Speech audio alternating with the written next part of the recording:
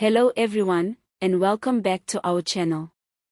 Today, we're diving into a story that is stirring serious political debate and igniting fresh questions about integrity, accountability, and the future of South Africa's newest political force, the uMkhonto weSizwe party, better known as the MK party. At the center of the storm is none other than Floyd Shivambu, the former deputy president of the Economic Freedom Fighters. After a dramatic resignation from the EFF earlier this year, Shivambu made headlines by joining the MK party and being swiftly appointed as its Secretary General. But the honeymoon phase appears to be over, if it ever truly began. In a short but revealing statement released this week, MK party spokesperson uMkhonto confirmed what many had already been whispering behind closed doors. The party has been flooded with letters from civil society organizations, political commentators, and activists, all calling for Shivambu's immediate removal. These are not just a handful of dissenting voices, they represent a broader concern among segments of South African society who believe that political leadership must be held to the highest ethical standards. Now let's unpack what this all really means. Because this story isn't just about Floyd Shivambu. It's about political accountability in a country where trust in public institutions has been eroded over years of corruption, mismanagement, and broken promises.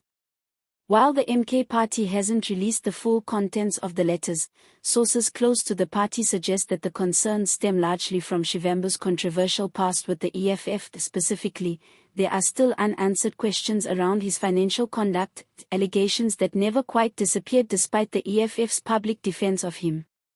Some critics point to questionable transactions, links to VBS Mutual Bank, and a broader pattern of evasiveness when it comes to transparency. These shadows have followed Shivambu into the MK party, and now they're threatening to define his tenure there too.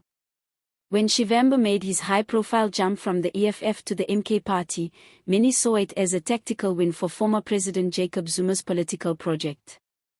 Shivambu brought with him political experience, a national profile, and a reputation for combative rhetoric. But even back then, some party insiders and members of the public were uneasy. Could a man so closely associated with controversy be trusted with one of the most powerful roles in a fledgling party trying to build credibility? The MK party, let's remember, is still in its infancy. Formed in the shadow of the ANC's waning dominance, it positioned itself as a return to radicalism, to principle, and to unapologetic black empowerment. But in practice, it now finds itself juggling internal tensions, personality clashes, and serious scrutiny from civil society. In his brief media statement, uMkhonto emphasized that the party is committed to transparency and accountability. Every concern raised by our people will be treated with the seriousness it deserves, he said. That sounds good on paper, but the real test will be what happens next. Will the MK party actually investigate the allegations? Will Shivambu be asked to step aside?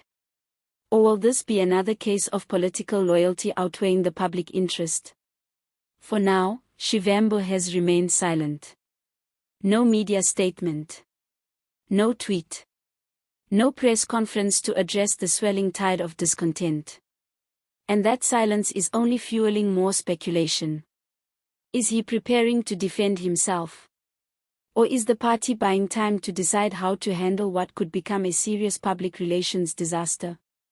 The real danger here is that this controversy could derail the MK party's momentum just as it's trying to establish itself as a serious alternative to the ANC and the DA.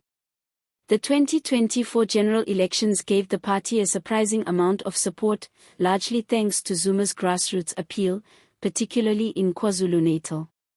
But grassroots support can quickly become grassroots resistance if people start to feel betrayed. And that's what civil society is signaling.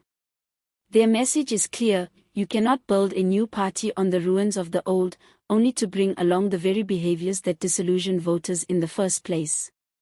If the MK party wants to be taken seriously, it must show that no leader, no matter how senior or politically connected, is above scrutiny. This moment is bigger than Floyd Shivambu. It's a litmus test for the MK party itself. Is this a party genuinely committed to clean governance and transformative leadership? Or is it just another vehicle for political recycling, where old faces with old scandals find new homes, new titles, and the same old impunity? Civil society groups are demanding answers, and rightfully so. Political power must come with accountability. Especially in a country like South Africa, where state capture, corruption, and elite impunity have caused deep and lasting damage. We cannot afford to go backwards. Let's not forget the context here.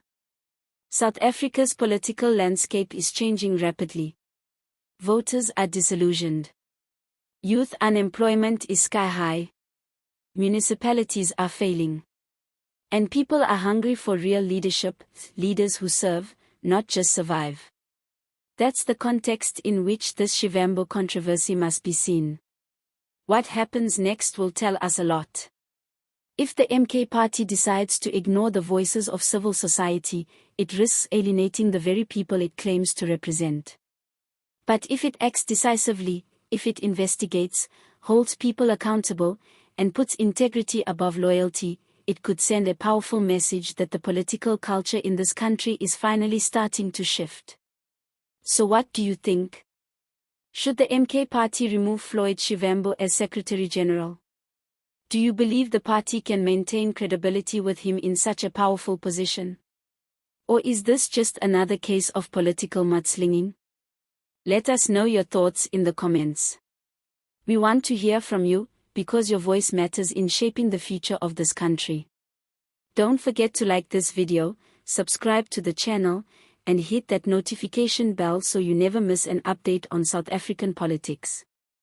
We bring you the news that matters, the stories they don't always tell you, and the analysis that cuts through the noise. Thanks for watching, and as always, see you next time.